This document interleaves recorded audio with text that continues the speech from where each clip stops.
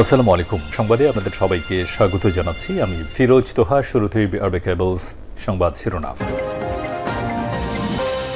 বাংলাদেশের সর্বশেষ গুরুত্বপূর্ণ আপডেট সংবাদ আপনাকে স্বাগত। শুরুতেই সংবাদ শিরোনাম, পরে বিস্তারিত। শুরুতেই জানাবো, ট্রাম্পের ন্যাশনাল প্রেয়ার ব্রেকফাস্টে তারেক সহ বিএনপির ৩ নেতাকে আমন্ত্রণ। যুক্তরাষ্ট্রের ওয়াশিংটন ডিসিতে অনুষ্ঠিত হতে যা ন্যাশনাল প্রেয়ার ব্রেকফাস্ট অনুষ্ঠানে অংশগ্রহণের জন্য বিএনপির ভারপ্রাপ্ত চেয়ারম্যান তারেক রহমান সহ বিএনপির ৩ জন নেতাকে আমন্ত্রণ জানিয়েছে ডোনাল্ড ট্রাম্প। এরপর জানাবো, ডক্টর মোহাম্মদ ইউনূসকে শেখ হাসিনার হুঁশিয়ারির দাবিতে ভিডিও প্রচার যা জানা গেল। সম্প্রতি সামাজিক যোগাযোগ মাধ্যমে একটি ভিডিও প্রচার করা হয়েছে, যেখানে দাবি করা হয়েছে অন্তর্বর্তীকালীন সরকারের প্রধান উপদেষ্টা ডক্টর মোহাম্মদ ইউনূসকে হুঁশিয়ারি দিয়েছে শেখ হাসিনা। এ বিষয়ে গুরুত্বপূর্ণ সংবাদ জানাবো, সঙ্গেই থাকুন। এদিকে রাজনৈতিক দলগুলোর বিদেশি শাখা দেশের ইমেজ ও ব্র্যান্ডিংয়ের ক্ষতি করছে বললেন পররাষ্ট্র উপদেষ্টা। রাজনৈতিক দলগুলোর বিদেশি শাখা দেশের ইমেজ ও ব্র্যান্ডিং ক্ষতি করছে এমন মন্তব্য করেছেন পররাষ্ট্র উপদেষ্টা তৌহিদ হোসেন আজ রাজধানীর হোটেল সোনারগাঁয় সেন্টার ফর এনআরবি আয়োজিত ব্র্যান্ডিং বাংলাদেশ ওয়ার্ল্ড কনফার্মেশন সিরিজের উদ্বোধনী অনুষ্ঠানে প্রধান অতিথির বক্তব্যে এমন মন্তব্য করেছেন তিনি। জানাবো, সংস্কার ও নির্বাচন নিয়ে বিএনপির অবস্থানের ভুল ব্যাখ্যা দেয়া হচ্ছে। বিএনপির মহাসচিব মির্জা ফখরুল ইসলাম আলমগীর বলেছেন, সংস্কার ও নির্বাচন নিয়ে বিএনপির অবস্থানের ভুল ব্যাখ্যা দেয়া হচ্ছে। দেশে শনিবার দুপুরে রাজধানীর সোহরাওয়ার্দী উদ্যানে আমার বাংলাদেশ এবি পার্টির প্রথম জাতীয় কাউন্সিল প্রধান অতিথির বক্তব্যে সব কথা বলেছেন মির্জা ফখরুল। জানাবো, মিরপুরের সড়ক অবরোধ, যান চলাচল বন্ধ। রাজধানীর মিরপুর ১২ নম্বরে সড়ক অবরোধ করে বিক্ষোভ করেছেন স্থানীয় মোল্লাবস্তির বাসিন্দারা। উচ্ছেদ আতঙ্কে শনিবার ১১ জানুয়ারি বিকালে মিরপুর ১২ নম্বর এলাকায় সড়ক অবরোধ করেন তারা। এই ঘটনায় মিরপুর ১০ নম্বর থেকে ১২ নম্বর সড়কে যান চলাচল বন্ধ হয়ে গেছে। সেই সঙ্গে ওই সড়কে অনেক যানবাহনের জটলা তৈরি হয়েছে। পল্লবী থানার পরিদর্শক তদন্ত আদিল হোসেন বিষয়টি নিশ্চিত করেছেন। তিনি জানান, অবরোধের কারণে সড়কের এক পাশে যান চলাচল বন্ধ রয়েছে, তবে অবরোধকারীদের সড়ক থেকে সরানোর চেষ্টা চলছে বলেও জানিয়েছেন পুলিশের এই কর্মকর্তা। এবং সর্বশেষ জানাবো, ভ্যাট বাড়ানোর সিদ্ধান্তকে আত্মঘাতী বললেন ঢাকা চেম্বার সভাপতি। উচ্চ মূল্যস্ফীতি, ডলারের দাম বৃদ্ধি ও বিনিয়োগের স্থবিরতার মধ্যে ভ্যাট বৃদ্ধির সিদ্ধান্তকে আত্মঘাতী বলে মনে করছে Dhaka chamber of commerce and industry. শনিবার ১১ জানুয়ারি রাজধানীর মতিঝিল সমসাময়িক অর্থনৈতিক পরিস্থিতি নিয়ে আয়োজিত এক সংবাদ সম্মেলনে সব কথা বলেন ডিসিসিআই সভাপতি তাসকিন আহমেদ। প্রিয় দর্শক, এতক্ষণ শুনছিলেন সংবাদ শিরোনাম, এবারে বিস্তারিত। তবে তার আগে বন্ধুরা, অনুরোধ থাকবে এই সংবাদটিতে একটি লাইক দিন। এই চ্যানেলে আপনি নতুন হয়ে থাকলে আমাদের সংবাদটি দেখতে দেখতে চ্যানেলটি সাবস্ক্রাইব করে রাখুন। কমেন্ট করে আপনার মূল্যবান মতামত জানিয়ে দিন। এবারে বিস্তারিত। ট্রাম্পের ন্যাশনাল প্রেয়ার ব্রেকফাস্টে তারেক রহমান সহ বিএনপির ৩ নেতাকে আমন্ত্রণ।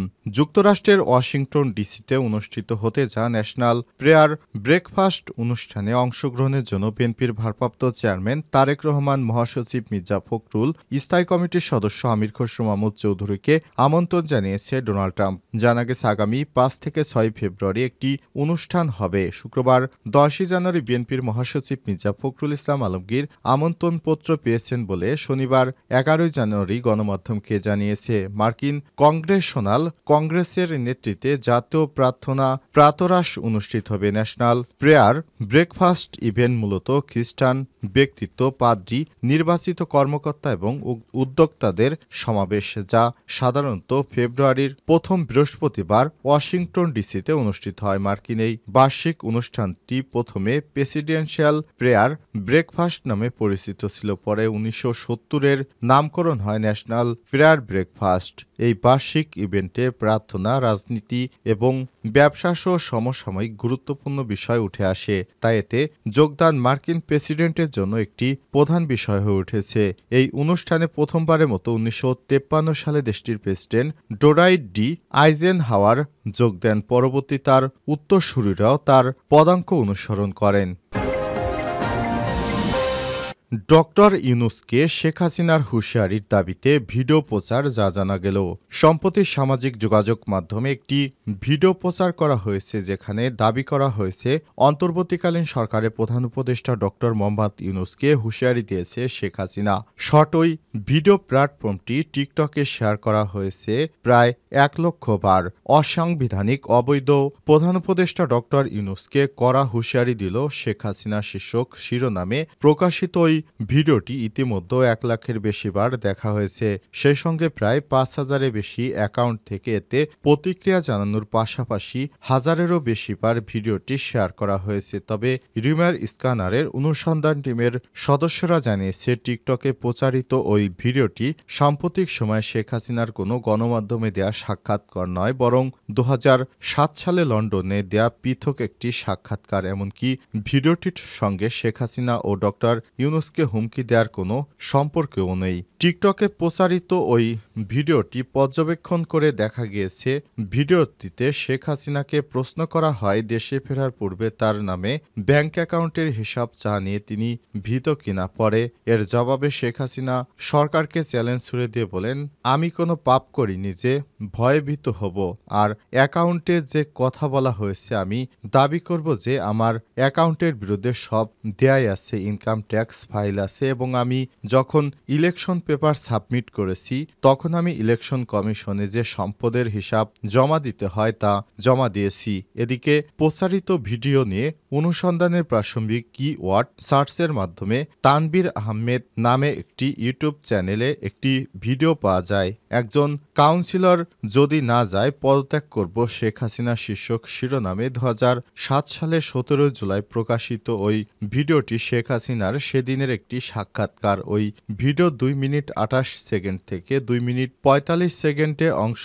সঙ্গে আলোচিত ভিডিওটিতে থাকা শেখ হাসিনার পোশাক ও অডিও অংশের হুবহু মিল রয়েছে। রাজনৈতিক দলগুলোর বিদেশি শাখা দেশের ইমেজ ও ব্র্যান্ডিংয়ের ক্ষতি করছে বললেন পররাষ্ট্র উপদেষ্টা। রাজনৈতিক দলগুলোর বিদেশি শাখা দেশের ইমেজ ও ব্র্যান্ডিংয়ের ক্ষতি করছে বলে মন্তব্য করেছেন পররাষ্ট্র উপদেষ্টা তৌহিদ হোসেন। শনিবার 11 জানুয়ারি রাজধানীর হোটেল সোনারগাঁয়ে সেন্টার ফর এনআরবি আয়োজিত ব্র্যান্ডিং বাংলাদেশ ওয়ার্ল্ড কনফারেন্স সিরিজের উদ্বোধনী অনুষ্ঠানে প্রধান অতিথির বক্তব্যে এমন মন্তব্য করেছেন তিনি। পররাষ্ট্র উপদেষ্টা বলেন, আওয়ামী লীগ, বিএনপি, জামাত ও জাতীয় পার্টি পৃথিবীর সবচেয়ে বড় রাজনৈতিক দল। কারণ পৃথিবীর কোনো দেশের কোনো রাজনৈতিক দলের এত শাখা ও কর্মী নেই। দেশের রাজনীতিতে এই দলগুলো যেমন প্রচণ্ড শত্রুভাবাপন্ন, তাদের বিদেশি শাখাগুলো একই রকম শত্রুভাবাপন্ন, যা বিদেশে দেশের ইমেজ ব্র্যান্ডিংয়ের ক্ষতি করছে। রাজনৈতিক অস্থিরতা দেখলে কেউ বিনিয়োগ করতে চায় না উল্লেখ করে তৌহিদ হোসেন বলেছেন, ক্ষমতা পালাবদলে তৈরি রাজনৈতিক অনিশ্চয়তায় বিদেশি ও প্রবাসী বিনিয়োগকারীরা বাংলাদেশে বিনিয়োগে আস্থা হারাচ্ছেন। এমন পরিস্থিতি মোকাবেলায় দ্রুতই রোডম্যাপ দেয়া হবে। তৌহিদ হোসেন বলেছেন, বিনিয়োগকারীরা নির্বাচনের রোডম্যাপ আসলে নিরাপদ বোধ করবেন, তাই অন্তর্বর্তীকালীন সরকার দ্রুত সময়ের মধ্যেই নির্বাচন দিতে চায়। বাংলাদেশের বিরুদ্ধে ভারতীয় মিথ্যাচারের অভিযোগ তুলে তিনি বলেছেন, বাংলাদেশের বিরুদ্ধে অপপ্রচার চালাচ্ছে ভারতীয় গণমাধ্যম, আর সেটি ছড়িয়ে দিচ্ছে প্রবাসী ভারতীয়রা। সংস্কার ও নির্বাচন নিয়ে বিএনপির অবস্থানের ভুল ব্যাখ্যা দেয়া হচ্ছে। বিএনপির মহাসচিব মির্জা ফখরুল ইসলাম আলমগীর বলেছেন, সংস্কার ও নির্বাচন নিয়ে বিএনপির অবস্থানের ভুল ব্যাখ্যা দেয়া হচ্ছে। শনিবার 11 জানুয়ারি দুপুরে রাজধানীর সোহরাওয়ার্দী উদ্যানে আমার বাংলাদেশ এবি পার্টির প্রথম জাতীয় কাউন্সিলে প্রধান অতিথির বক্তব্যে তিনি এসব কথা বলেছেন। মির্জা ফখরুল ইসলাম আলমগীর বলেন, রাজনৈতিক দলগুলোর ঐক্যের মধ্যে অনেকেই ফাটল ধরানোর চেষ্টা করছে, তবে তা সফল হবে না। তিনি বলেছেন, গত 16 বছরে বিএনপি 60 লাখ নেতাকর্মীর নামে মিথ্যা মামলা রয়েছে, 700 গুম হয়েছে, নিহত হয়েছে 20,000-এর মতো। বিএনপির মহাসচিব বলেন, আমরা অন্তর্বর্তীকালীন সরকারেই সমর্থন করছি, তবে দেশের অর্থনীতির অবস্থা ভালো না, রাজনৈতিক অবস্থাও ভঙ্গুর। আমরা সংস্কার চাই না, এটা ভুল। আমরা সংস্কারও চাই, আবার দ্রুত নির্বাচনও চাই, কারণ নির্বাচন হলে সব সংকট কেটে যাবে। এ সময় তিনি বলেন, 5 মাস পরে অনেকেই জিজ্ঞাসা জিজ্ঞাসা করছেন আমাদের অর্জন কি। অর্জন হচ্ছে আজকে আমরা এখানে দাঁড়িয়ে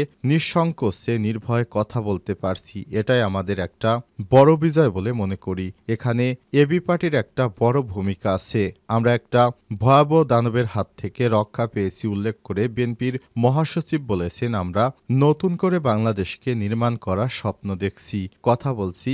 যখন যেটা প্রয়োজন সকল উস্কানির পরেও আমরা যেন সিদ্ধান্তে অটল থাকি। একটা গণতান্ত্রিক ব্যবস্থায় ফিরে যেতে চাই, বৈষম্য দূর করতে চাই, বাংলাদেশের তরুণদের হাতে হাত মিলিয়ে কাঁধে কাঁধ মিলিয়ে একটা নতুন বাংলাদেশ দেখতে চাই। এখানে আমাদের কোনো বিভেদ নেই।